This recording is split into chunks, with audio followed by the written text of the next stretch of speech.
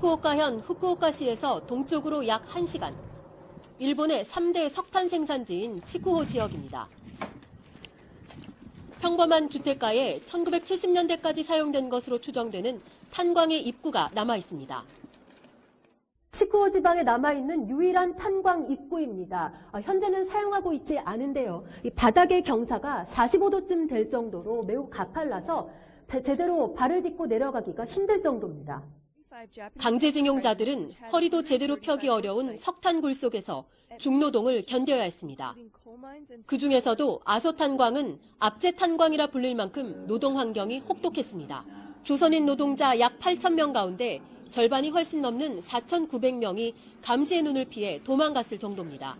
基本的にはヤクザが支配するような形で、よく逃げ出したり、人が逃げ出したりして、連れ戻されてリンチに遭うと。 아소탄광 인근 호코지라는 작은 절에 세워진 묘비입니다. 조선인 탄광 순난자라고 또렷이 적혀 있습니다. 아소 가문의 문양이 선명하게 새겨진 거대한 공장은 100년 넘게 가동 중인 아소 시멘트 공장입니다. 공장이 보이는 이곳에 1,000명이 넘는 조선인 노동자와 가족이 살았습니다. 료라고 하는데 실질적으로는 수강소예요. 자유가 없고, 그냥 일만 하는 그런. 아소 시멘트 공장에서 멀지 않은 곳에 있는 미타테 공동 묘지입니다. 이곳에 조선인 위령비가 설치되어 있는데요. 위령비 어디에도 조선인이라는 표기는 찾아볼 수가 없습니다.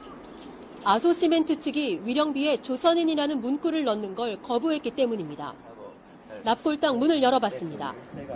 하얀 강목에 조선인 이름이 쓰여진 유골함이 안치되어 있습니다. 김토화 여자이죠. 근데 아소 시멘트에서는 여자도 많이 일했다. 조선인 14명과 무명인 등 총 32기의 유골이 안치되어 있습니다. 18채. 이거들은 일본 사람이다. 그런데 혹시 그때는 이름이 바뀌었죠. 戦争をやるために、ともかく石炭を掘り出さなきゃならないと。安全対策なんかもあんまりやっていく余裕がなくなっちゃって、事故も多発する。そうすると、ますます日本人の労働者が来なくなると。朝鮮人の労働力に頼らなくてはならないということがあったと。 아소 시멘트 사장을 지낸 아소 부총리는 조선인의 강제징용에 대해 부인으로 일관하고 있습니다. 후쿠오카 치쿠호에서 JTBC 윤서령입니다. 후쿠오카현의 대표적인 탄광지였던 이즈카는 아소 집안의 영향력이 미치지 않는 곳이 없습니다. 이곳에서 아소다로 부총리는 국회의원에 무려 13번 당선됐을 정도입니다. 궁궐 같은 아소 집안 주택의 내부를 JTBC 카메라가 처음으로 포착했습니다. 역시 윤서령 특파원입니다. 으리으리한 대문입니다. 기와에는 아소 가문의 문양이 새겨져 있습니다. 한참을 걸어 들어가자 운동장만한 정원이 보입니다. 아소광업의 창업주 아소 다키치가 살았던 저택으로 현재도 아소 집안 사람들이 살고 있습니다. 아소 집안은 전쟁 당시 강제징용 등으로 조선인을 데려와 탄광업으로 재벌이 됐습니다. 이 일대가 가장 많은 조선인이 끌려온 곳 중에 하나인 아소 요시쿠마 탄광이 있던 자리입니다. 현재는 아소가의 이름을 딴 고급 골프장이 들어서 있습니다.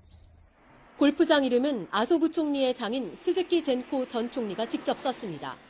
외조부는 요시다 시게루 전 총리로 아소 집안은 탄광업으로 쌓은 막강한 자금력을 배경으로 정계로 진출했습니다. 아소다로 부총리의 지역구이기도 합니다. 아소 병원, 아소 학교, 아소 마트 등 이이즈카는 아소 집안의 영지나 다름없습니다. 아소 가문은 태평양 전쟁 패망 후 일본 정부의 재벌 해체 대상이 되는 걸 피했습니다. 이후 자회사 90개를 거느린 아소그룹으로 승승장구했습니다. 강제징용 조선인의 피와 땀 없이는 불가능한 일이었습니다. 이이즈카에서 JTBC 윤서령입니다.